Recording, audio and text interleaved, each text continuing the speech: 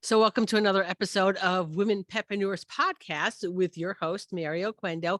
This is the Educator series. So I'm interviewing all the wonderful educators that are out there. And you know what? The hopes that maybe you'll find the class that you want to take, because I guarantee you anything you want to learn is probably out there. So welcome, Michelle. Welcome. Thank you, Mary. Thank you very much. I love Michelle Knowles. Okay. So I think maybe the real, and I was talking to Melissa earlier about this. I think the real first conversation you and I had was at Hershey. Mhm. Okay. Yes, I do agree with that. Yeah. So I get this invitation. Hey, we want to have lunch with you. I'm like, okay. And it was probably one of the best lunches I've ever had. I mean, I gained two really good colleagues and friends because of that. Mhm. So the point that I'm going to try to make with that is that don't be afraid to talk to other people in the industry. You'll ever know where that conversation is going to go unless you start it. And you'd be surprised at how many that you consider an old timer or somebody that you put on a pedestal is very willing to talk with you and have lunch with you and discuss dogs, because we all love them so much. Exactly. And you'd be surprised at how many people that you put up on a pedestal do not see themselves on that pedestal. Boy, I know that. That's for sure. Yeah, Well, it happens to everybody. You read a lot of books and later on people ask you questions and think you know stuff. And it's been quite the journey. so how did you first get involved in the pet industry? Well, when I was very young, still a teenager, I got accepted to Purdue veterinary school and was doing all my pre-study courses. And I worked at the Indianapolis Zoo. Now, I'd already had children at this time, so I was looking for money in any way that I could get it into my bank account.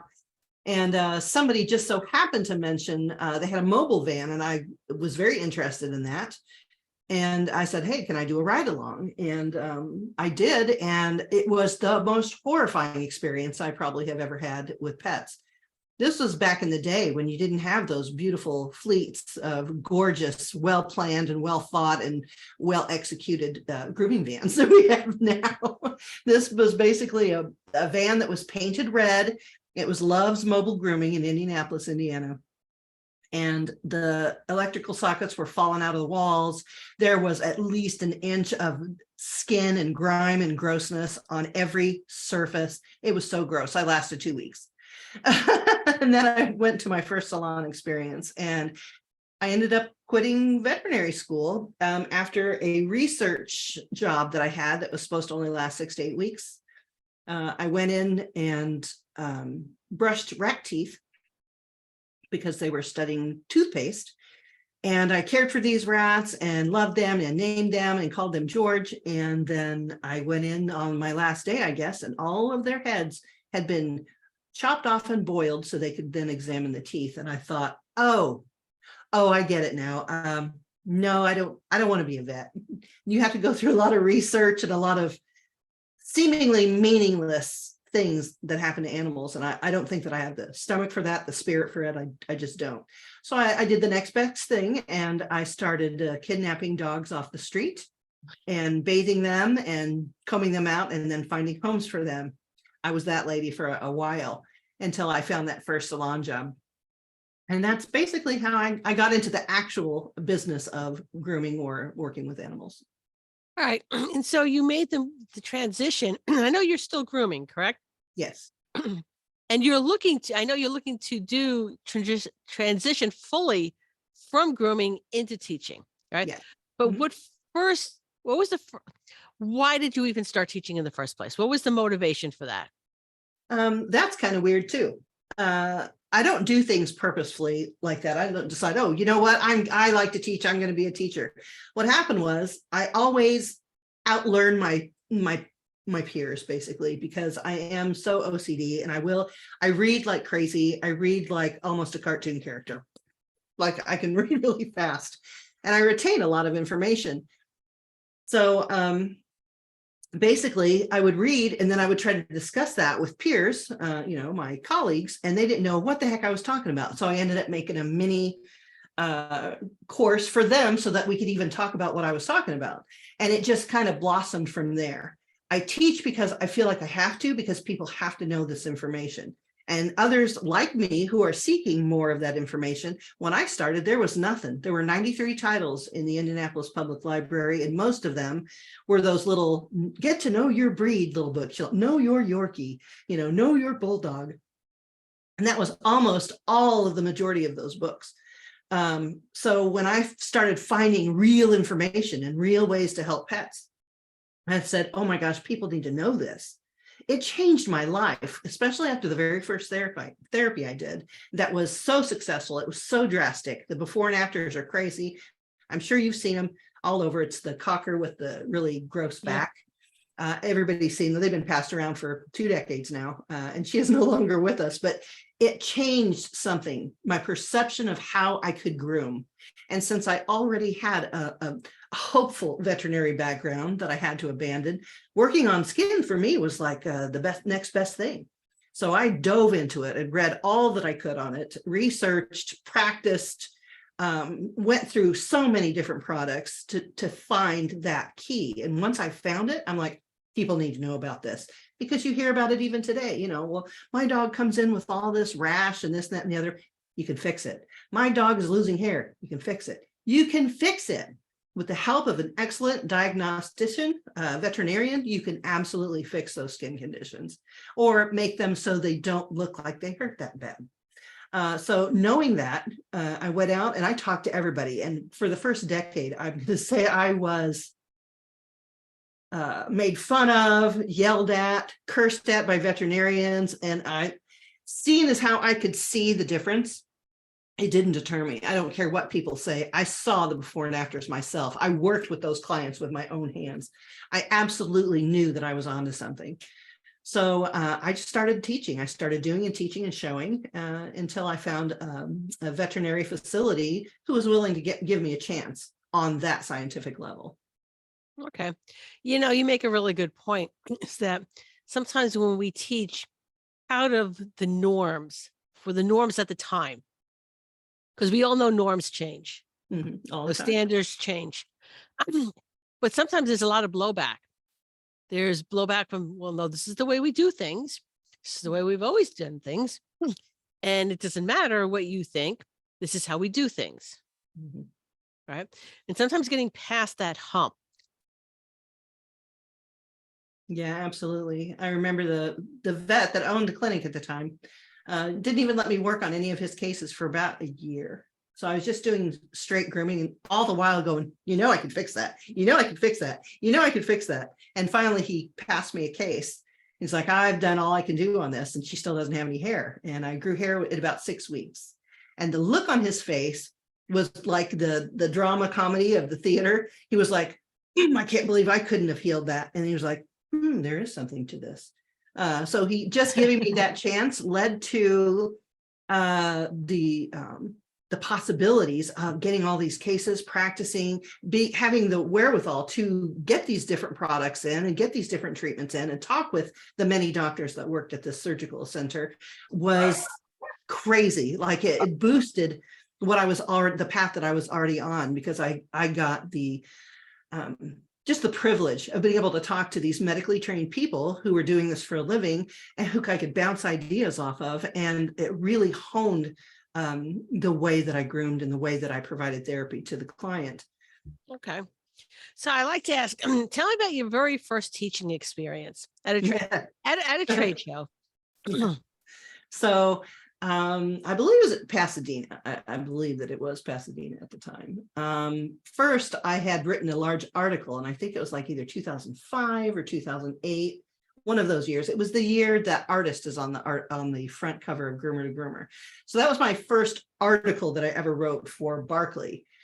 And then later on, I was asked to do not just a 1-hour class, but the entire skin series, the skin science series. So that was my first time ever teaching about it.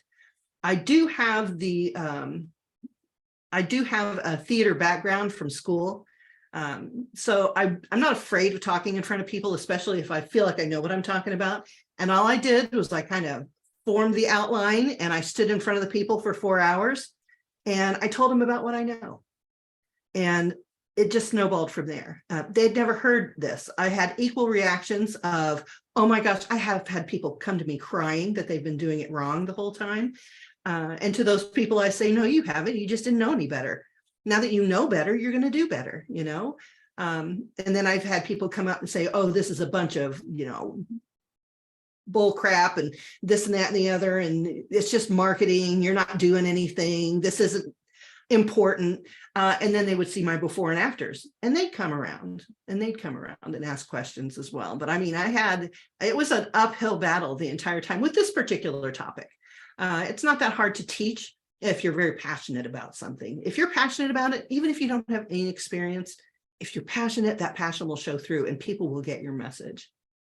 You know, I've taken many of your classes, and I don't think there was a single class that I did not either learn something thoroughly enjoy. And it's one of the reasons why I always keep asking Michelle back to teach something for positive ed, because like I was telling Melissa last week that, you know what, it's a guilty pleasure of mine. So not only do I put on these summits, but because I'm the tech person for it, I get to watch all the summits. And we just did the Skin and Coat Summit, by the way. Yes. And in addition to Michelle, we had some really great people there. But you know what? Like I said, I have never attended anything that you have taught that I didn't walk away with something. Mm-hmm. Yeah, sometimes it's hard a little bit to morph and grow with your material, but it can be done because if you are interested in the subject, you're going to find nuances and branch off of that subject. I'm going into dermal apothecary work now. I'm going into education and educational materials that I mean, I'm excited about this. Soon. Okay, so let's first talk about your apothecary. Yes. Tell me about that. So doing the apothecary, strangely enough, was just a normal offshoot of what I already do. I already dabble in ingredients and a little bit of formulation, and thanks to Barbara Bird, my work is not possible without Barbara Bird's work. And I want to say that in a public forum because I believe that in my heart. She started me on the path of understanding how those ingredients really do interact with skin processes. So just as I was dabbling, I just so happened to find a YouTube video of a herbologist who was also a veterinarian. And his before and afters with only herbs. I'm still astounded. I was just looking at them before I came on because I just had to see them again. Degloving injuries, skin missing, raw, down to the marrow of the bone. And he put herbs on it and it healed and the dog is fine. And my mind is blown. And so I started actually purchasing a few herbs and this, that, and the other. I have a terrible allergy to mosquito bites and I garden. Go figure. So I went out in my garden and I had 2 or 3 mosquito bites on one hand's knuckles. And it was so swollen that I couldn't even see my knuckles. So I ran inside. I'm like, okay, he said to use this, this, and this. I threw it in an oil base, slathered it on my hand. Within 30 seconds, no itching. The swelling was gone in 30 minutes. And by the time I woke up the next day, it was like I never even got stung by a mosquito at all. And I was like, oh, there's something to this. So now I've been using everybody as guinea pigs around me, like, okay, try this, slather that on, do this. And I am convinced that this is probably my calling. And it feels like I've come full circle. I wanted to do vet work in the beginning, couldn't do it because of the research. Well, all the research in herbology has basically been done for us. And I've come full circle now. And now I feel like, I'm not saying don't come for me, public, don't come for me. I feel like a mini doctor in a way, a derm specialist. I feel like the derm specialist that I am. Is that better? Yes. So yeah, I think that I'm going to be incorporating herbs in all of my therapies now because the benefits they have with no side effects are amazing. It looks like magic. I love stuff that looks like magic, that has scientific basis. Okay. Yeah, I'm excited about that too. So it's not just for dogs. This is going to be for people too, right? Well, I don't primarily work on people, and herbs are a supportive field. So I'm not a healer. I mean, you could say that I am. I could be a healer, I suppose, but I'm not a doctor. I'm not a veterinarian. I can give you advice, but it is and suggestions for supporting your body systems. But I'm never going to say you need to take this because you have this. I'm not a doctor, Okay. but I And that's absolutely will give you a clue on where you can start searching for a solution to your particular problem. okay. That's good to know. So the next thing is, I don't know if you want to talk about it just yet, but I know you've got something else in the works. Oh, you mean like a retreat, Mary? Well, that's one. Okay, that's one. I'm thinking of something else too. You're Okay. thinking of the cards, maybe? Yeah. All Yeah, right. they're nearly finished. I have a new, I thought about it. I wanted to give my students some kind of reference material. And I thought, you know what? I don't want to give them a booklet. I don't want to give them a whatever. I want something that can actually use next to the tub in times of trouble when they say, okay, I forget what she said, blah, blah, blah. It's this, this, and this. I'm making material flashcards or educational cards that you can have by the tub. It's going to be a huge deck, and it covers maintenance and regular common issues for short, medium, and long coat. Also, I've included a rabbit card with the feline deck as well, because I think so many people are now grooming rabbits. So I got Angie Coates, master rabbit groomer, her input on the rabbit card. And also my main one is the therapeutic deck. That's what I'm really, really proud of. It covers things that we don't normally treat in the salon, but we see them. And if we could better support them while they're going through their issue, I think that's great. So I'm going to give, I'm making a deck of therapeutic cards that will give you, let's say your dog has sebaceous adenitis and you need to know, you need a foundation or an outline of how to treat that. It's going to be on there. Not only that, it's going to be married to an hour video about that condition that you can look at online. I know, right? I'm serious. I am really excited about that. And when do you have like an ETA on that? I want to have everything ready to go and be able to be purchased by August 1st is Okay. my particular deadline. Okay, good. Because you know what? Then that brings up enough time for groomers to buy like holiday presents for their friends and coworkers. Absolutely. or Absolutely. or to put their wish list into their significant others. Yes. Yes. I Absolutely. love wish lists. Please don't go and buy me something. Look Here's my a wish. list. Yeah. Here's a list. I like Pick it. from the list. Yeah. So yeah, Like, that's one of my huge projects anyway that I'm working on right now. all right. And so the other thing is the retreat. And here's something else. I'm really excited about this. So tell me about the retreat that's going to happen next year. It's going to happen July, the end of July, 2024. And it's going to be 3 days, 2 nights. And I'm only inviting 8 people to limit the experience. I don't want too many people. I want it to be an intimate experience. And not only are you going to learn the foundation of therapeutic treatments for animals, but we're also going to have a dirty hands class, basically, and mix up a lot of those things for you to then put on yourself. We're going to have an experience, probably the second night, and we're all going to be in robes, and we're all going to have mud all over us, and our hair is going to be treated, and the whole 9 yards, because we're going to learn the principles of formulation quickly on the fly when you're in the grooming salon. And it's so easy. If you have just a smattering of ingredients, you can put together almost anything for any issue that you see topically. Okay. So that's what you'll be learning. I'm looking forward to that and want to know when registration is open for that. I will let you know. Thank you. All right. So now, what trials and tribulations have you gone through in your teaching career? Probably pushback is the most is the most worrisome. There's so many people that are so stuck in their ways that they're like, oh yeah, she's doing that, whatever, without even giving it some kind of a solid credence. You know, you have to listen to what I'm saying. If you're looking for therapeutic options and you don't want to listen, I cannot help you. it's a long road to get to where I'm standing now. I am a little bit OCD, a little bit ADHD, a lot of other things too that we won't go into. But I'm very focused when I find something that is working and that can help a lot of people, help a lot of pets, change the quality of life, I think, for the better.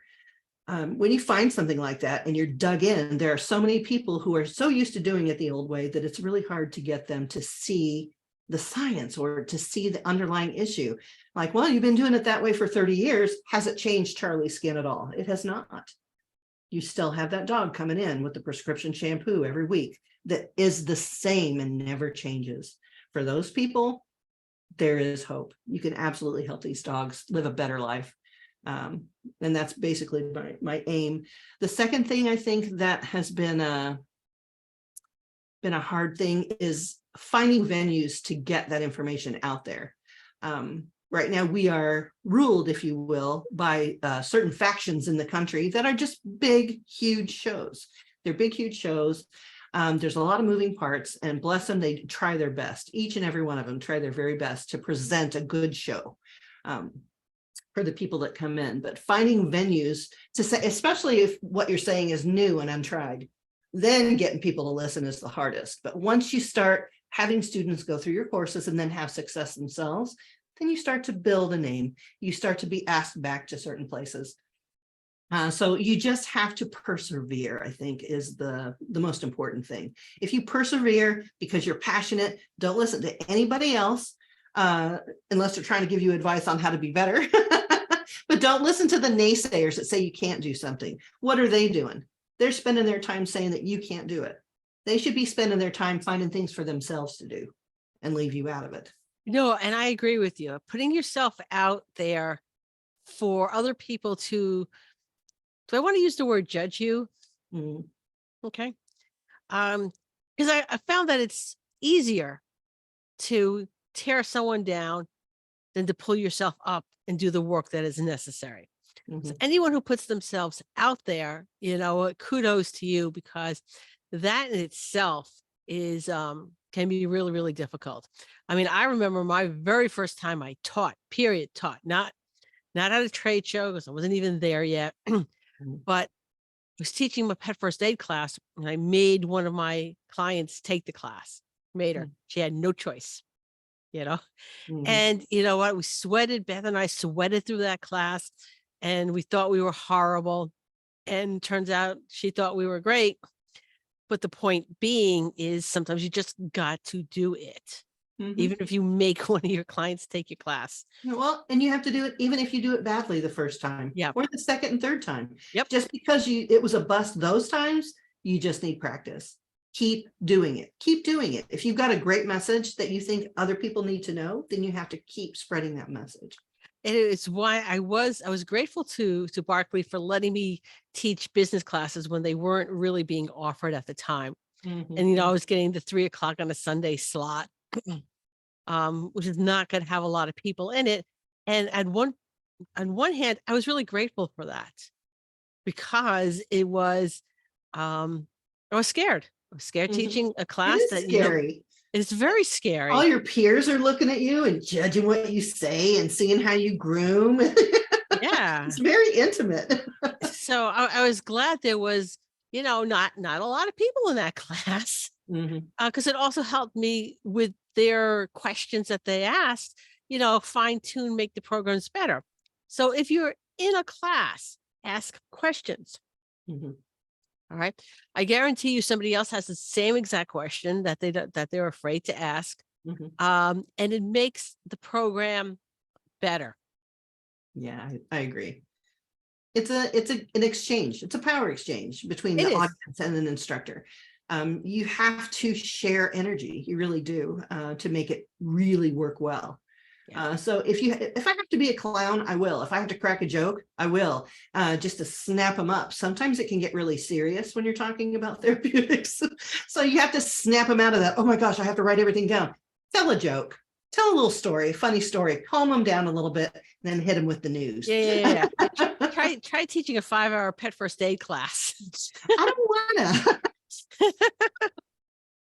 Yeah, topic can get a little heavy at one point. Yeah. All I have for that pet first aid is a 45-minute class on prevention. That's Yeah. it.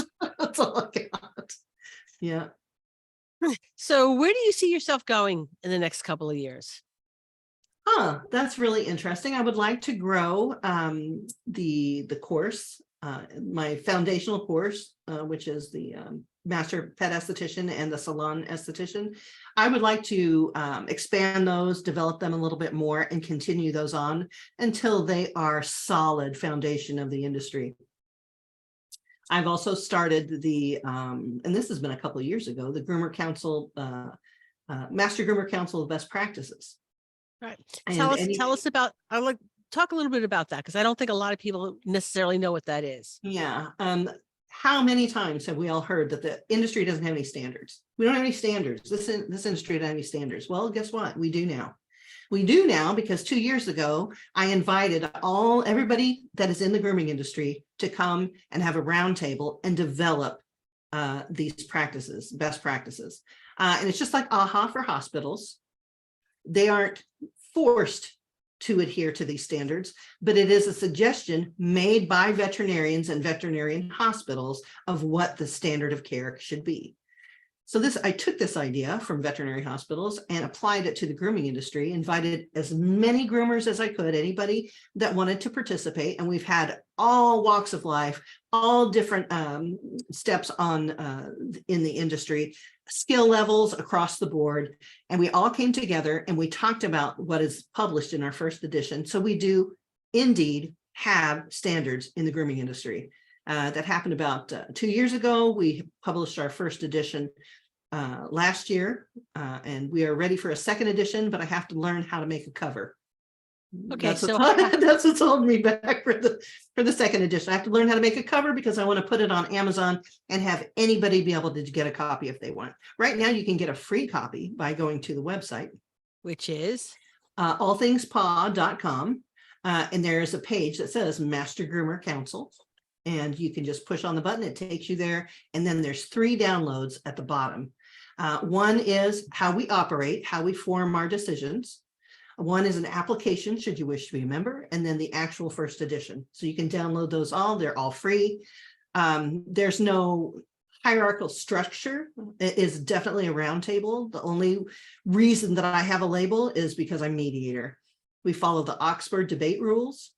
Nobody gets yelled at. Nobody gets told they're dumb. Everybody who puts in material to go into the standards absolutely gets their say. Anyone can submit. If you are a groomer and you've been working for 6 weeks and you say, hey, there's no standard for doing this, and we should do this, this, and this. If you're a member, you can submit it to the floor for debate. It doesn't matter. The only reason I named the Master Groomer Council is that if you are a master of something, a master of rabbit grooming, a master of something in the industry, then you have voting rights to what goes into the edition from what we've debated. So when that comes up for a vote, all the masters can come in and vote. You can either vote verbiage in or vote verbiage out. Awesome. All right. So, continuing that along in that same vein, where else do you see? I mean, I really love that idea, and I'm glad and I'm proud to be a part of that, by the way.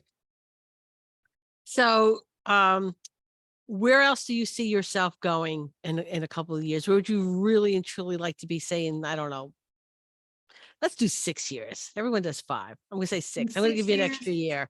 I want to be not physically grooming anymore, except for clients that I take on for a project.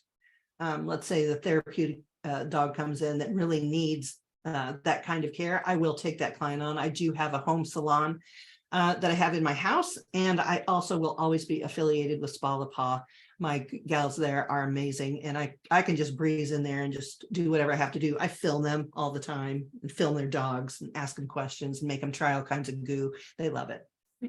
So I'm very fortunate to have a team, basically. But in about 6 years, I would like to not be actually grooming at the grooming table anymore. Teaching full-time, able to come up with more ways to get the information out there, more materials. And I do want to have my book written in 6 years. I have 2 books in me. that match each other, maybe more, but I know at least 2 that I would really like to be done with. And 6 years from now, they should be done and already in their 2nd edition is what I'm saying. Okay, so what are those books? Okay, the first book is going to be The Therapeutic Companion for Groomers.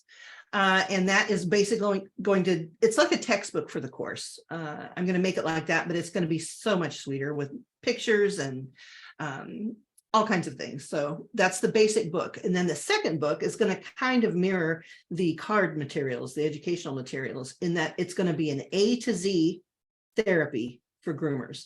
So, you know, pick all the things in the small animal dermatology textbook, and all the ones that are common that can be supported topically will be in this book, with recipes, with products, with everything that you need to accomplish what you need to accomplish. Yes, So, we need that book. yeah, so And those 2 now- will be going together. And now that I know, yeah, I'm in trouble now, folks. yeah, she's in trouble because there's nothing like that in the industry. No. So what book do I have? I have, was it big book, dermatology book, Mueller's something or other. Mueller and Kirk. Thank you, Mueller and Kirk's. All right, which is not a simple book to read. No, it is a veterinary textbook. Yes. I think new they cost like $600, but you can get the 7th edition, which is perfectly fine for our purposes, for about $50 if you search the internet. Yeah. Again, for about $50. So anyway, we don't have anything like that, and it would be nice. I mean, we have reference books for everything. Ask me how many poodle books I had at one time before my daughter got is the recipient of those. Okay, so we have reference books. I don't know of any skin and coat therapeutic reference books for groomers. And I'm hoping this will follow into my legacy when I'm long gone. Everybody will have that far away look in there. Yeah, Michelle, she wrote this book. Because of her, we could do this. You know what? Yeah, and you know what? And we see some of those people that we really truly look up to, and Barbara Bird being one of them. Right. Barbara Bird's always been an absolute wealth of information, and her legacy is right now incredible, and she's still with us. Yes, we are fortunate. We're really fortunate to have her in our corner as groomers, by the way. So, but anyway, so you have a lot of programs that are currently out there, correct? Yes, yes. So, will you be at any upcoming trade shows? Not this year, I believe. I am speaking at IACP, which is an international training association, in September in Minneapolis. So if you're interested in that and you're interested in training also, I'll be teaching trainers how important it is for the dog to feel good, to listen better. That's basically what my topic is. So I'm going to take them through the foundation of skin and hair and show them that it matters. And the reason that happened is because my very good friend Heather Beck is a trainer. She actually used to work at Cesar Millan's Psychological Center in California, but she is now on her own, independent, known for working with aggressive dogs with bite records. And she is an amazing trainer. She trains camels, cattle, she rides everything. She trains everything. She's almost got me trained. But she's the one that invited me to speak at this conference in which she's the keynote speaker. And they said, yeah, I guess that's a great idea. I guess that's important. Well, after September, we'll have a whole slew of trainers who understand how grooming plays into training and how important it is to feel good in order to learn something. So that's a really good point. That's my next show that I'm going to this year. Think about ourselves. If we're not feeling well, how receptive are we if we're sitting in a classroom? Exactly. Or being told no, or stop, or heal, or stay there. You know, all they want to do is scratch and lay down or sleep to get away from it. If you're all itchy all the time, how are you going to take instruction? All right. And so what about, so I know where I got some of your online stuff because Michelle just did the Skin and Coat Summit. So by the time this airs, if you have a summit membership, you still have access to that. So upcoming, you're also going to do a workshop in October for the summit, and it's basically a Plan B summit. All right. So we've talked about that, and I'm probably going to want to tap you for the wellness summit in December. And that's strictly pre-recorded. I don't make anybody do anything in in the summer. in December. No, it's like I'll do it.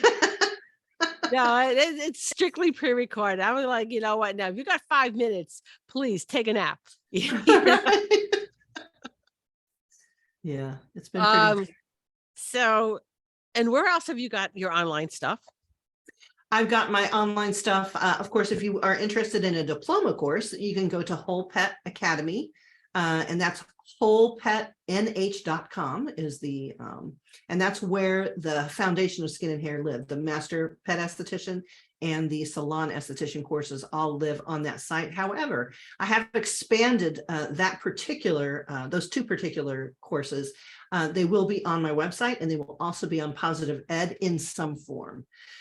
So I'm expanding that out so more people have an opportunity to learn that information. For me, I even tell my students, the grade doesn't matter so much as if I understand that you understand the material.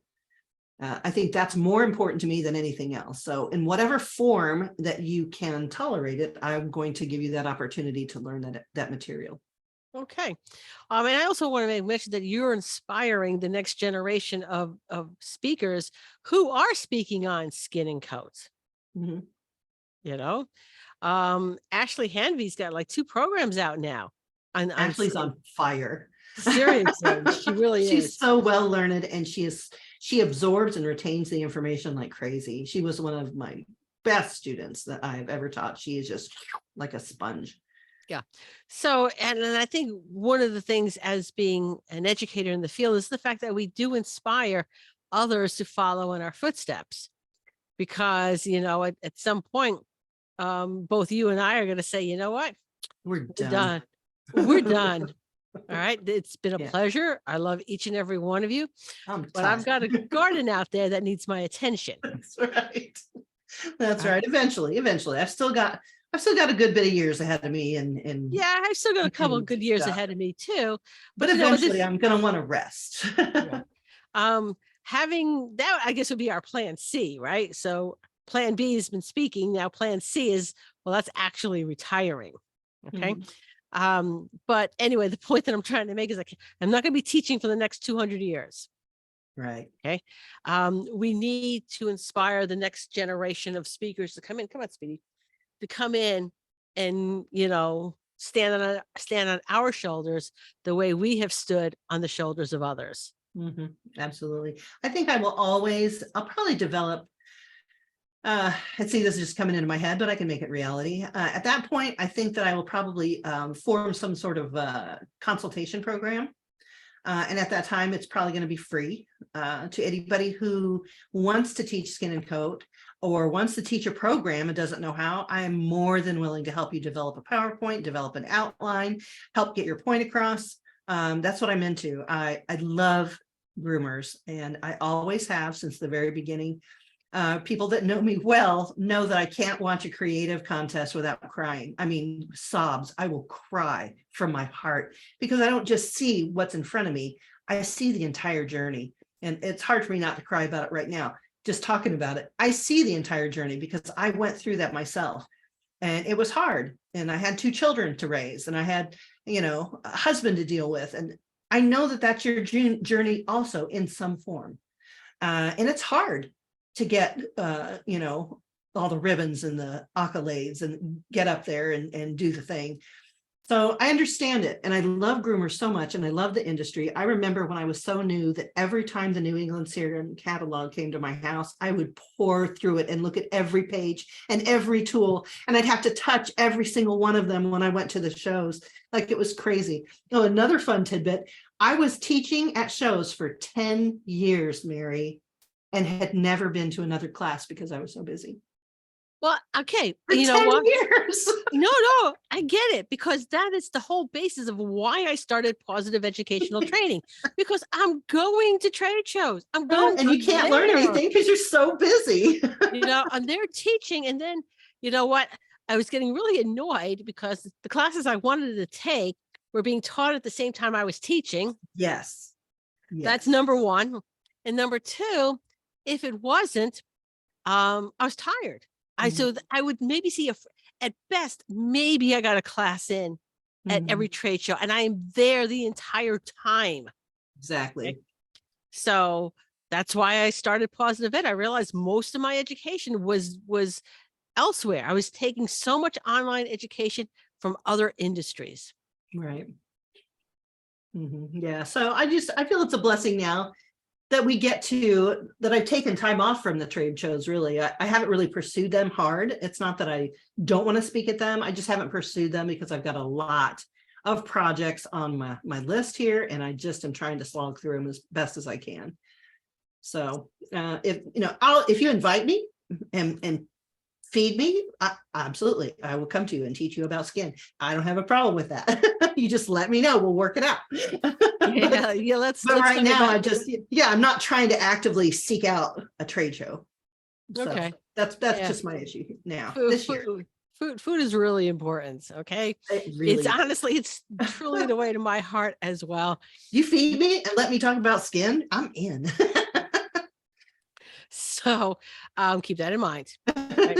Some of my best clients tipped me in baked goods that they had just baked in their oven. Mary, one time a woman walked in and gave me a pork roast that was still hot in foil, just in my hand, not in a bag or nothing. She's like, here you go. And I'm like, did you make this for me? She's like, absolutely. I've had it in the crock pot all morning. She said, oh my gosh. Okay, so I'm working corporate, right? And this woman comes in with her golden retriever, and she's happy to see me. The dog's happy to see me. She's got a plate of cookies, of chocolate chip cookies that are still warm, and they're Mhm, mine. And she's really clear, these are mine. mhm, She goes from my grooming room over to find the store manager to scream at him for something stupid. mhm. Okay. So I go into the break room with my plate of still warm cookies, and they're like, shell shocked from her. And Mhm. they're like, ooh, cookies. I'm like, oh no, these are not for These you. are mine. These, these, these are mine. She doesn't like you. She would have brought you cookies. She would have brought you cookies if she liked you. Oh, that's Okay. awesome. But you know what? I'm honoring her intention by not giving you any cookies. They're all Mhm. mine. I'll see you later. I'm going back to my grooming room. That's right. That's right. Yeah, cookies are better than pork roast in my opinion, but I the thought of it warms my heart. Yeah. All morning she worked on that pot roast so I could have it. And so I had an little old Polish lady who, after I cut her dog's nails for the first time, she had lunch ready for me, which was homemade pot roast, mashed potatoes, gravy. Oh, the gravy was so good. Iced tea, green beans, dessert, and a salad. I mean, yeah, as bad as that dog was, I'm coming back to cut those dog's nails. Mhm, mhm. Absolutely. Yeah, that's great. Just as a side note, if you want to get in good with a veterinarian, offer to take them to lunch. And if that doesn't work because they're busy or they don't want to talk to you, bring lunch to their head receptionist because she's the gateway to the entire place. Oh yeah. Those are two important points that you should never forget and use them if you want to get in good with the veterinarian. She will open the way for you if she Okay. believes in you. Or Let me he. tell you how important that is. When back in 2002, when I got my mobile grooming van, it was unheard of in the area. I would take that shiny new van and a box of donuts over to every vet's office. And I walked in there with a box of donuts and said, hey, all right, I just got my mobile grooming van. Can I show you guys so you could see what it is that I offer? And the donuts work magic. They'd all come out. And let me tell you something. To this day, I am retired 4 years. Okay. I will still get that phone call from a vet looking for a recommendation. Mhm. Absolutely. Those are bonds that are forged with donuts and just kindness. Yeah. That's all you really need. Be humble. Offer them a gift. Remember them at Christmas and at Easter. You're good to Yep. go. Yep. You are Yep. good to go. So marketing for the price of a box of donuts, No doubt. A little bit of legwork. a little bit of legwork. So, Michelle, thank you so much for doing this. I really appreciate it. All right. And, Absolutely, Mary. and Anytime. before we go, do you have like any words of wisdom for someone who's thinking about taking their knowledge and becoming a speaker? Yes.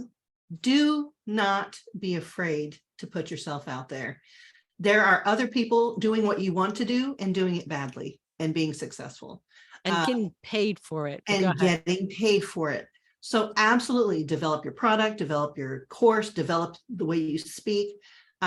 Look at how a lot of people speak. Look at their body language, listen to their cadence, watch a lot of TED Talks and Toastmasters. They will absolutely improve you as a speaker. But as far as your passion for what you teach, that comes from you. That's 100% you, and do not be afraid to pursue it. Let's say that you try it and you fail and nobody listens to you and they laugh at you and point their fingers. That's only that room full of people. Go back to the drawing board, refine what you're doing, do it again and do it again and again. And eventually people will absolutely look at you and be like, that was amazing. I don't know anybody else who's taught it that way. Just do it and absolutely seek out a mentor. Call one of us, message one of us. You know, if we don't know the answer, we know plenty of other people who do, and we could point you in the right direction. So don't be afraid to put yourself out there. Do it, do your thing, write your book, speak your course, record your thing, whatever, just start doing it. And just like all those beautiful poodles you see up there getting all of the awards, they didn't do that in just one day. They did it over and over, and they messed up that foot and they chopped that top knot and the ears were uneven until they got it right. And that's how you do it. Awesome. All right, Michelle, thank you so much. I really Absolutely. appreciate taking time out of your day to do this for me.